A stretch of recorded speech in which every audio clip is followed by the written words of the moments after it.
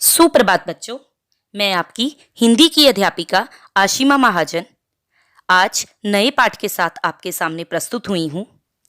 आज का पाठ 9th के कोर्स की कृतिका बुक का तीसरा पाठ रीढ़ की हड्डी है। रीढ़ की हड्डी एकांकी जगदीश चंद्र माथुर जी की रचना है। इस वीडियो में मैंने आपको पाठ का सार भी दिया है और मैं इस पाठ के सार को आपको अच्छे से समझाऊंगी। इसके अलावा मैंने पाठ के सार के साथ साथ बच्चों रीढ़ की हड्डी एकांकी के बहुत ही इंपॉर्टेंट प्रश्न उत्तर भी बहुत ही इजी लैंग्वेज में लिख कर दिए हैं। एकांकी रीढ़ की हड्डी की तरफ आगे बढ़ते हैं। इस पूरी एकांकी में पात्र कितने हैं? 6। तो एकांकी रीढ़ की हड्डी एक सामाजिक एकांकी है। इस एकांकी के लेखक मैंने आपको बता दिए हैं, जगदीश चंद्र माथुर जी। इसमें उन्होंने लड़के और लड़की में भेदभाव करने वाले लोगों पर प्रहार करते हुए दोनों को समान सामाजिक प्रतिष्ठा देने की बात कही है। अब पात्र परिचय। पहला पात्र है रामस्वरूप। रामस्वरूप जो कि उमा के पिताजी हैं। उमा दूसरा पात्र है। उमा बीए पास चरित्रवान लड़की है, आकर्षक चेहरा है और आंखों पर चश्मा लगा हुआ है। तीसरा पात्र है प्रेमा जो उमा की मां है। शंकर जो उमा को देखने आने वाला लड़का है। गोपाल प्रसाद शंकर के पिताजी हैं जो पेशे से वकील हैं। बड़बोले व्यक्ति हैं थोड़े से, क्योंकि अपनी विशेषताओं का बखान करने में कभी भी पीछे नहीं रहते हैं। रामस्वरूप का एक नौकर भी है, उसका नाम रतन है। यह पूरा एकांकी एक कमरे में रचा गया है। एकांकी क्या होता है? एक अंक की रचना, यानी कि 1 एक्ट प्ले। रामस्वरूप और नौकर जो हैं वो कमरा सजाने में लगे हुए हैं। एकांकी का जो आरंभ है वो यहीं से हो जाता है। उनकी लड़की उमा को देखने के लिए बाबू गोपाल प्रसाद और उनका बेटा शंकर आने वाले हैं। बाबू रामस्वरूप, उनकी पत्नी प्रेमा और उनका नौकर रतन कमरे को सजाते हैं। बीच बीच में बाबू रामस्वरूप अपने नौकर पर झुंझलाते भी हैं। तभी प्रेमा उन्हें बताती है कि उनकी लड़की उमा को जब से लड़के वालों के आने की बात कही है तभी से वह मुंह फुलाए पड़ी है। रामस्वरूप अपनी पत्नी को कहते हैं कि वह उमा को जैसे तैसे समझाकर तैयार कर दे। साथ ही वे अपनी पत्नी से कहते हैं कि लड़के वालों के सामने उमा की उच्च शिक्षा की बात बिल्कुल मत करना, क्योंकि वो छिपाना चाहते हैं क्योंकि लड़के वालों का ये है कि पढ़ी लिखी लड़की नहीं चाहिए, और ये इसलिए छिपा रहे हैं कि घर अच्छा मिल रहा है। अगर ये पॉइंट छिपा भी लेंगे तो कोई बात नहीं, क्योंकि वो कम पढ़ी लिखी लड़की चाहते हैं लड़के वाले। तो उमा को वो चाहते हैं कि मैट्रिक पास ही बताएं। उसी समय क्या होता है, लड़के वालों का आना हो जाता है, आगमन हो जाता है। तो बाबू गोपाल प्रसाद जो हैं वो पढ़े लिखे हैं, पेशे से वकील भी हैं। उनका बेटा शंकर है जो बीएससी के बाद लखनऊ के मेडिकल कॉलेज में पढ़ता है। उसकी आवाज पतली है, खिसियाहट भरी है। झुकी हुई कमर शंकर की खासियत है। इसको हमने रीढ़ की हड्डी के साथ जोड़ना है आगे चल के। रामस्वरूप अतिथियों की आवभगत करते हैं। गोपाल प्रसाद अपने अतीत की बातें करते हैं और आत्म प्रशंसा करते हुए अपने आप को महान साबित करने की कोशिश करते हैं। कुछ ही देर बाद गोपाल प्रसाद विवाह को बिजनेस कहकर विवाह की बात छेड़ते हैं। रामस्वरूप उनके लिए नाश्ता लाकर उनकी सेवा करते हैं। कुछ इधर उधर की बातों के बाद गोपाल प्रसाद साफ कह देते हैं कि उन्हें कम पढ़ी लिखी लड़की चाहिए। अब उनकी सोच पता चल रही है गोपाल प्रसाद की कैसी है। उनका मत है कि लड़कियों को अधिक पढ़ाना बेकार है, क्योंकि पढ़ना और कमाकर लाना ये सिर्फ पुरुषों का काम है, ऐसा गोपाल प्रसाद सोचते हैं। स्त्रियों का कार्य उनकी नजर में सिर्फ घर गृहस्थी संभालना है। गोपाल प्रसाद कहते हैं कि उच्च शिक्षा प्राप्त करना केवल लड़कों का अधिकार है, लड़कियों का नहीं। उनका लड़का शंकर भी उनकी इस विचारधारा का पूरा समर्थन करता है, क्योंकि खुद भी बाप ऐसा है तो बेटा भी ऐसा ही है। थोड़ी ही देर बाद रामस्वरूप अपनी बेटी उमा को आवाज लगाते हैं। उमा जो है वो पान की तश्तरी लिए हाथों में आ जाती है। सादे कपड़ों में आई है लड़की। उसकी आंखों पर लगे चश्मे को देखते ही गोपाल प्रसाद और शंकर चौंक पड़ते हैं। डाउट हो जाता कहीं पढ़ी लिखी तो नहीं है, क्योंकि अक्सर पढ़े लिखों को ही चश्मा लगा होता है। तो रामस्वरूप बताता है कि कुछ दिन पहले ही आंखों में आई कुछ खराबी के कारण ही वे चश्मा लगा रही है। गोपाल प्रसाद उससे गाने बजाने के बारे में पूछते हैं। रामस्वरूप भी उमा को गाने के लिए कहते हैं। उमा सितार उठाकर मीरा का मशहूर गीत है ना, मेरे तो गिरधर गोपाल दूसरो ना कोई, गाने लगती है। अब उमा गीत गाते गाते इतना डूब जाती है कि उसकी झुकी हुई गर्दन जो है वो ऊपर जब उठती है तो वो शंकर को देखती है। शंकर को देखते ही उमा गाना बंद कर देती है। तब गोपाल प्रसाद उससे पेंटिंग, सिलाई और अन्य चीजों से संबंधित सवाल पूछते हैं, लेकिन उमा जो है अब शंकर को देख लिया है, कोई उत्तर नहीं दे रही। अब जिज्ञासा ये बन रही है एकांकी में कि शंकर को देखने के बाद ऐसा क्यों कर रही है उमा। तो सुनिए, गोपाल प्रसाद उसे बोलने के लिए कहते हैं। रामस्वरूप भी अपनी बेटी को जवाब देने के लिए कहता है। तरह तरह के सवालों से अपमानित उमा कहती है कि लड़कियां केवल निर्जीव वस्तुएं अथवा बेबस जानवर नहीं होती, कुर्सी मेज नहीं है वो, उनका भी मान सम्मान होता है, उनका भी दिल होता है। इस प्रकार तरह तरह के सवाल पूछकर उन्हें अपमानित करना बिल्कुल उचित नहीं है। गोपाल प्रसाद जाने के लिए उठते हैं। गुस्सा आ गया गोपाल प्रसाद को। तब उमा उन्हें बताती है कि जिस लड़के के लिए वे सर्वगुण संपन्न लड़की चाहते हैं, उनका वह लड़का लड़कियों के हॉस्टल के इर्द गिर्द ताक झांक करता हुआ कई बार पकड़ा गया है। गोपाल प्रसाद को पता चल जाता है कि उमा तो अब पढ़ी लिखी लड़की है। वे रामस्वरूप को कहते हैं कि उन्होंने उनके साथ धोखा किया है। अब अपनी बात नहीं बताएंगे, वो अपनी बात को हैवी रख रहे हैं वो। ये कहकर वे दरवाजे की ओर बढ़ते हैं। तब उमा कहती है कि जाइए और घर जाकर ये जरूर पता लगा लेना कि आपके लाडले बेटे की रीढ़ की हड्डी है भी या नहीं। बाबू गोपाल प्रसाद के चेहरे पर बेबसी का गुस्सा है। इस टाइम शंकर के चेहरे पे रुआंसापन आ गया है, रोने वाली शक्ल हो गई है पूरी। दोनों बाहर चले जाते हैं। रामस्वरूप वहीं कुर्सी पर धम से बैठ जाते हैं। उमा रोने लगती है।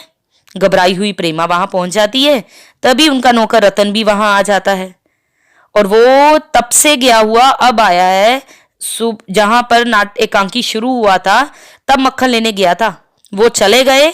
नौकर अब आया है, वह मेहमानों के लिए मक्खन लेने गया हुआ था। तो सभी रतन की ओर देखते हैं और यहीं पर रीढ़ की हड्डी एकांकी जो है वो समाप्त हो जाती है। तो इस तरह ये जो सारी कथा है वो शंकर और उमा के विवाह के इर्द गिर्द बुनी गई है, पूरी की पूरी एकांकी। और इस एकांकी में ज्यादा जोर किस पे दिया गया है कि हमें वर का उचित, जो वर है वो उचित वर चुनना चाहिए लड़की के लिए। कम पढ़ी लिखी बहू चाहने वालों को समझा बुझाकर रास्ते पर लाया जा सकता है। इस एकांकी का उद्देश्य है ये कि हमें जो भी कम पढ़ी लिखी बहू चाहने वाले हैं उन्हें समझा बुझाकर रास्ते पे लाना चाहिए। इसीलिए ये एकांकी उद्देश्यपूर्ण एकांकी है। उद्देश्य भी यही है कि नारी शिक्षा को समाज में स्थान दिलाया जाए, क्योंकि जो हमारा समाज है वो नारी शिक्षा को महत्व नहीं देता है। इससे क्या होता है, पुरानी पीढ़ी की सारी व्यवस्था टूटती है और पुरानी पीढ़ी की अगर व्यवस्था टूटेगी तो उनका दबदबा खत्म हो जाएगा। ठीक है ना।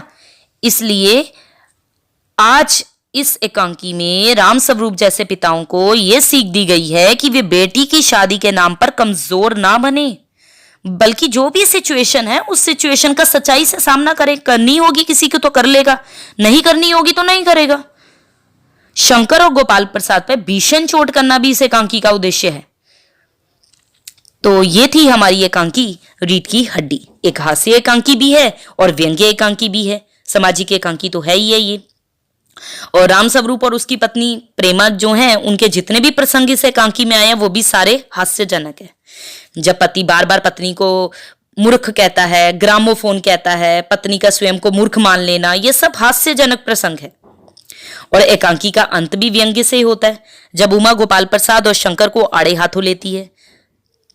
इस प्रकार हम इस एकांकी को हास्य एकांकी भी कह सकते हैं, सामाजिक एकांकी भी कह सकते हैं। इस पाठ्यपुस्तक के प्रश्न उत्तर भी आपके सामने हैं।